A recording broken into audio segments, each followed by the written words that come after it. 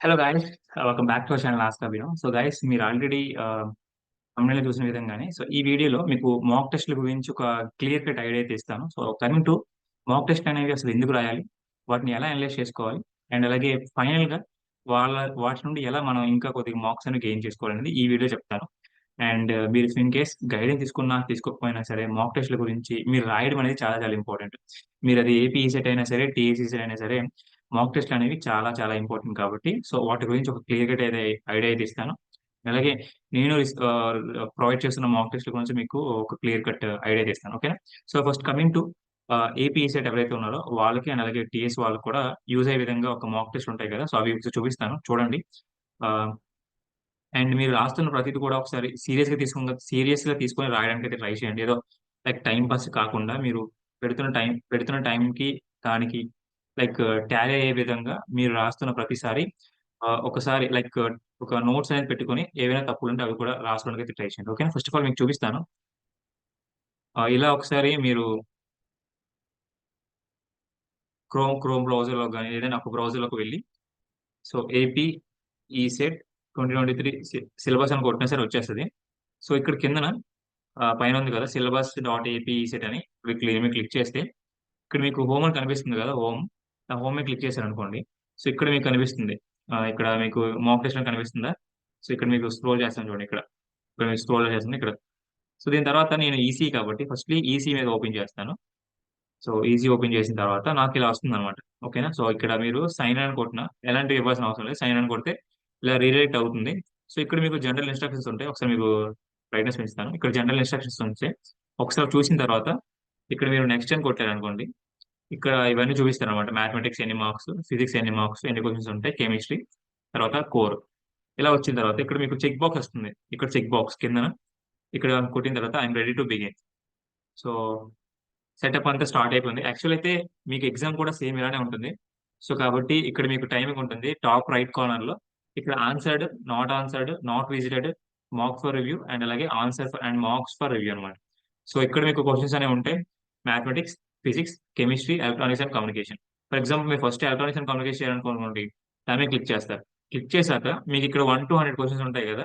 ఇక్కడ మీకు 1-100 అనే ఉంటాయి. ఎందుకంటే మీకు ఇక్కడ 101, 200 అని ఉండవు. అర్థమైందా? సో, 1-100 అనే ఉంటాయి. చూసుకోండి. లైక్ ప్రతి క్వెషన్ కూడా మీరు ఒకవేళ ఈ ఒక్క క్వెషన్ ఇన్‌పుట్ కోడ్‌ని పెట్టేసారనుకోండి. సేవ్ అండ్ నెక్స్ట్ కొట్టండి.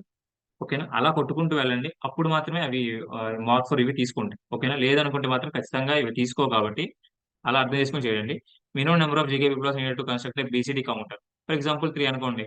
ఓకేనా? సో, దాని తర్వాత నెక్స్ట్ అని కొట్టండి. అలా మొత్తం కొట్టాక 100 అయిపోతాయి కదా! 100 చేసేస్తారు. దాని తర్వాత మీరు కెమిస్ట్రీ చేయాలనుకుంటే కెమిస్ట్రీ, ఫిజిక్స్ చేయాలనుకుంటే ఫిజిక్స్, మ్యాథమెటిక్స్ చేయాలనుకుంటే మ్యాథమెటిక్స్.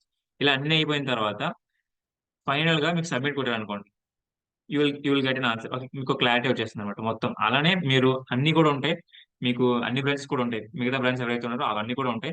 మీరొక క్లియర్ కట్ ఐడియా అనేది మీకు రావాలనుకుంటే ఫస్ట్‌లీ మీరు కోర్ అనేది రాయడం కంటే ఎంపీసీ రాయడం అయితే ట్రై చేయండి. ఎందుకంటే ఎంపీసీ అనేది మీకు ఇక్కడ ఈ మూడిటితో పాటు మిగతా బ్రాంచెస్ కూడా ఉంటాయి కదా! అవి కూడా రాయడానికైతే ట్రై చేయండి. ఎందుకంటే మీకు చాలా ఎక్కువ టైమ్ ఉంటుంది. సక్ లైక్ వీక్లీ ఒకటైనా టెస్ట్ రాయడానికైతే ట్రై చేయండి. ఎంపీసీ రిలేటెడ్ ఓన్లీ మాత్రమే. అంటే 100 మార్క్స్‌కి మీకు ఎన్ని మార్క్స్ వస్తున్నాయని చెప్పి ఒకసారి క్లియర్ కట్ ఐడియా తెచ్చుకోవాలనుకుంటే ఇలా రాయడానికైతే ట్రై చేయండి. ప్లస్ టైమ్ మాత్రం పెట్టండి. ఓకేనా? సో, టైమ్ ఇక్కడ చాలా వరకు టైమ్ ఉంటుంది కాబట్టి మీరు అట్‌లీస్ట్ ఆహ్, లాస్ట్ ఒక 2 ఆర్ 3 మినిట్స్ వరకు కూడా చేయడానికైతే ట్రై చేయండి. దాని తర్వాత ఎన్ని క్వెషన్స్ పెట్టాను, ఏంటి అని చెప్పి ఒక క్లియర్ కట్ ఐడియా ఒక పేపర్ మీద గాని లేదంటే రాసుకోవడానికైతే ట్రై చేయండి. ఓకే. ఇలాంటి ఏదైనా ఒక బుక్ పెట్టుకుంటే ఆ బుక్ మీద మీరు నీట్‌గా రాసుకున్నారనుకోండి. ఎన్ని క్వెషన్స్ చేశాను, ఎన్ని క్వెషన్స్ చేయలేదని చెప్పి. బట్ ఇక్కడ ఏంటి అంటే మీకు ఆన్సర్స్ అనేవి రావు. ఎందుకంటే ఇది ఒక మాక్ టెస్ట్ లాంటిదనమాట. అంటే లైక్ మీకు డైరెక్ట్ ఎగ్జామ్ ఎలా అయితే రాస్తారో అలానే ఇది కూడా. అంటే మీకు ఎగ్జామ్ రాసిన తర్వాత ఒక 1 వీక్, 3 వీక్స్ తర్వాత ఎలా అయితే తెలుస్తాయో అలా ఇక్కడ మీరు ఇక్కడ మీకు ఆన్సర్స్ అయితే ఏమి ఉండవు. బట్ మీకు క్లియర్ కట్ ఐడియా వస్తుంది కదా! లైక్ ఇవి చేశాను, ఇవి చేయలేకపోయాను అని చెప్పి. అక్కడ మీరు అనాలిసిస్ చేసుకోండి. ఓకేనా? సో, ఇది ఆహ్, మాక్ టెస్ట్ అనమాట. సో, ఇది వీళ్ళు ప్రొవైడ్ చేస్తున్న మాక్ టెస్ట్. బట్ ఏంటి అంటే ఇన్ కేస్ మీరు వేరే సబ్జెక్ట్ ఏదైనా రాయాలనుకోండి. మీరు ఫర్ ఎగ్జాంపుల్ వేరే బ్రాంచ్ అనుకోండి. సేమ్ యాజ్ ఇట్ ఈజ్ అలానే సేమ్ ఏదైతే చెప్పానో అదే చేయండి.